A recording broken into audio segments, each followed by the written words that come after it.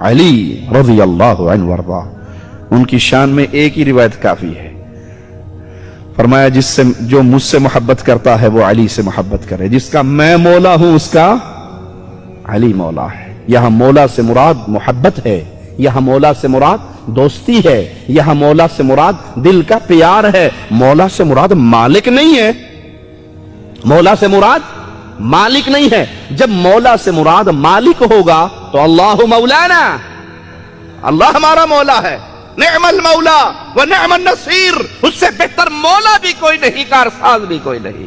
علی کا مولا بھی اللہ، محمد کا مولا بھی اللہ صلی اللہ علیہ وسلم۔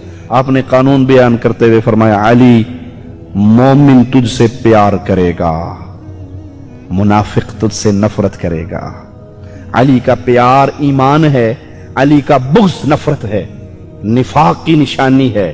علی سے جو نفرت کرتا ہے، علی سے جو بغض رکھتا ہے، اس کا ایمان ختم ہو جاتا ہے اور نفاق وہاں پہ ڈیرے ڈال لیتا ہے۔